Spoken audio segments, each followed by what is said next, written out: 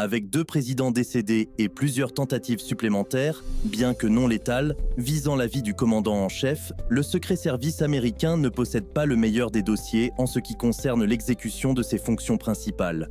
Heureusement, depuis la dernière tentative sur la vie de Ronald Reagan en 1981, le Secret Service a considérablement amélioré son jeu. Aujourd'hui, le président des États-Unis est l'une des personnes les plus sécurisées de la planète. 10 minutes médecine.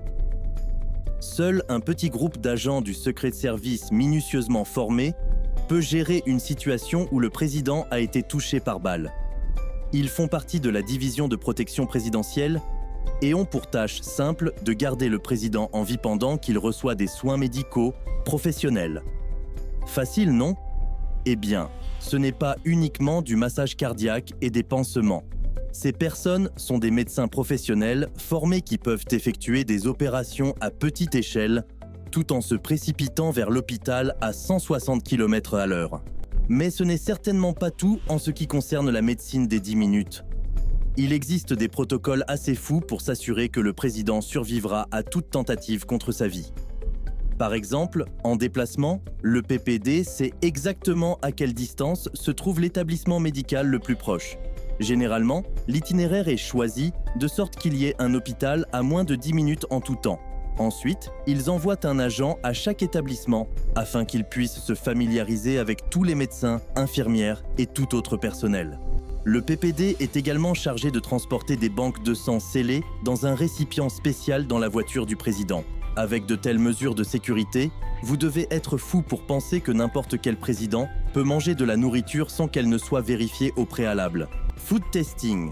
Vous souvenez-vous de ces images réconfortantes d'un président commandant des crêpes dans un restaurant familial au milieu de nulle part ? Eh bien, ce ne sont que des images.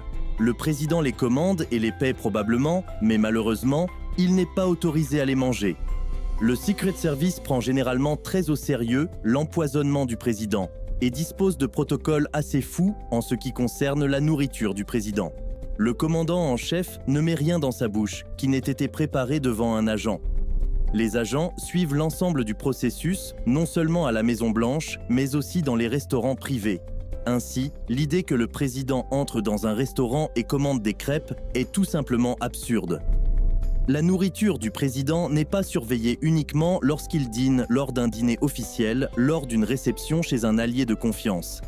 Par exemple, si le roi George invite le président Biden à un dîner officiel au palais de Buckingham, le Secret Service fera confiance au MI6 pour protéger le président à la place. Et en ce qui concerne les plats à emporter, le président Trump a mangé beaucoup de McDonald's pendant sa présidence. Donc, y avait-il toujours un agent du Secret Service au McDonald's de Washington et était-il payé seulement 9,14 $ de l'heure ? Eh bien non. En ce qui concerne les commandes à emporter, elles sont généralement passées dans l'une des plusieurs planques près de la Maison-Blanche, de sorte que personne ne soupçonnerait qui recevra le précieux Big Mac. Oui, sécuriser la nourriture du président est un jeu d'enfant quand il est à la maison, mais en déplacement, c'est bien plus compliqué. En fait, rien n'est facile. The President's Transportation, comme vous pouvez l'imaginer, les déplacements présidentiels ne sont pas une promenade de santé, bien que techniquement, ils pourraient littéralement être des promenades au parc. Chaque fois que le président quitte la Maison-Blanche, c'est un cauchemar logistique. Le plus souvent, le président des États-Unis est escorté par un véritable défilé, mieux connu sous le nom de cortège présidentiel. Le cortège présidentiel américain n'est comme aucun autre. C'est un cauchemar logistique avec un coût élevé pour les contribuables américains. Avec plus de 50 véhicules et 100 membres du personnel, c'est le deuxième moyen de transport le plus sécurisé au monde. Il n'est dépassé que par l'itinéraire de Poutine pour se rendre au travail, qui est moins dangereux car il dispose d'une route privée de sa luxueuse résidence au Kremlin.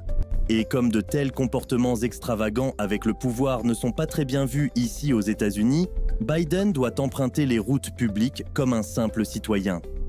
Cependant, contrairement à un simple citoyen, les rues sont toujours vides et miraculeusement, chaque feu de circulation est vert partout où le président va. C'est ce que j'appelle de la chance. Le cortège présidentiel est soigneusement planifié et organisé. Il y a une voiture de tête, des motos qui dégagent la route, des voitures de patrouille, des unités de lutte contre les matières dangereuses, un centre de communication mobile et même une ambulance. Le noyau du dispositif se compose de 2 équipes, le PPD, dont nous avons déjà parlé, chargé d'escorter le président hors de danger, et le CAT. Bien qu'il puisse sembler doux et mignon, CAT signifie en réalité Counter Assault Team, et ces chats ont des griffes que vous ne voudriez pas tester. Le centre de ce défilé est bien sûr la limousine présidentielle, la Bête. La Bête est une forteresse mobile avec des capacités défensives dignes de James Bond. Elle est fortement blindée et résistante aux balles, avec des fenêtres capables d'arrêter une balle de calibre Magnum. Elle est équipée d'armes, telles que des lance-roquettes, des canons à gaz lacrymogène et des fusils de chasse. Et pour assurer la sécurité du président, elle transporte une réserve de sang du type sanguin du président et possède sa propre réserve d'oxygène. Mais ce n'est pas tout en matière de défense. La Bête est aussi luxueuse.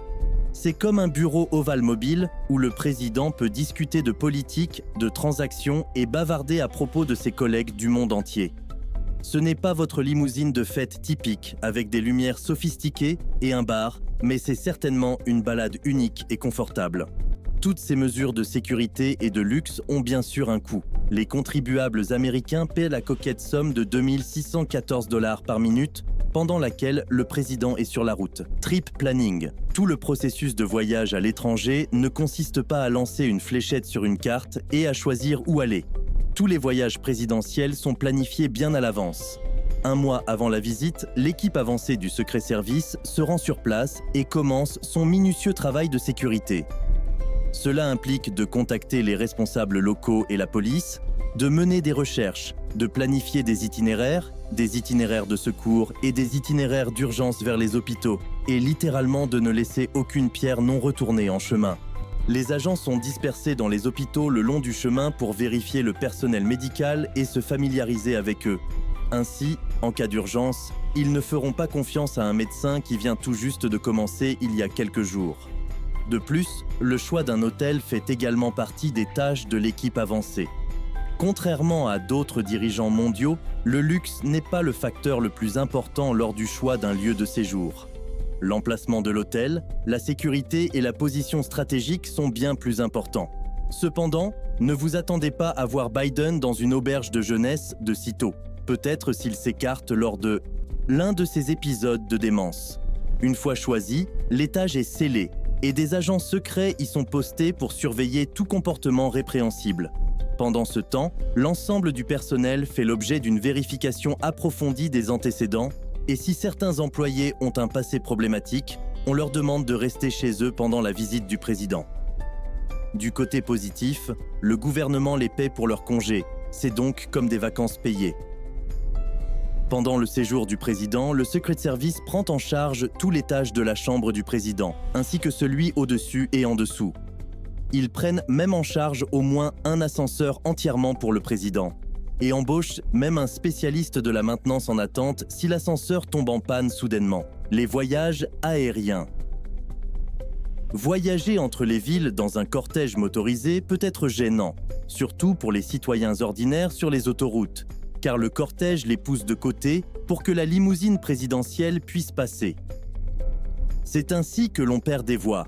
Et comme le président des États-Unis compte toujours sur celle-ci pour conserver son pouvoir, il existe une solution bien plus simple, bien que coûteuse, au problème, Marine One. Non, ce n'est pas un film militaire ringard des années 80 avec Chuck Norris, mais plutôt l'hélicoptère ultra luxueux présidentiel.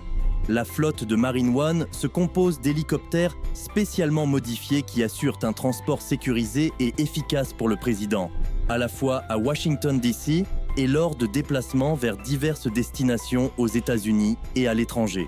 L'hélicoptère le plus couramment utilisé pour Marine One est le Sikorsky VH-3D Sea King, en service depuis les années 1970. Cependant, la flotte de Marine One est actuellement en cours de modernisation vers le nouvel hélicoptère Sikorsky VH-92A, connu sous le nom de White Top, offrant des capacités améliorées et des performances accrues. Le VH-92A est basé sur l'hélicoptère commercial Sikorsky S-92 et intègre des technologies avancées pour assurer la sécurité et la sûreté du président lors des voyages aériens. Chaque fois que le président voyage avec Marine One, 4 autres hélicoptères identiques se trouvent à proximité en tant que leurs. Ainsi, si un pays souhaite abattre le président, ce serait comme une partie de roulette russe, bien qu'à la fin, ils ne reçoivent pas une balle, mais une bombe nucléaire. Lorsqu'il voyage à l'étranger, cependant, le président des États-Unis utilise l'emblématique Air Force One. Techniquement, n'importe quel avion peut être l'Air Force One, mais celui actuellement en service est un Boeing VC-25A très modifié. C'est l'équivalent militaire d'un Boeing 747. Le commandant en chef en a 2 prêts à l'emploi, chacun coûtant plus de 325 millions de dollars pour le modèle de base. Naturellement, celui du président est équipé d'un ameublement haut de gamme. Si c'est la simple cher, regardez simplement les avions dont disposent les milliardaires les plus fortunés du monde.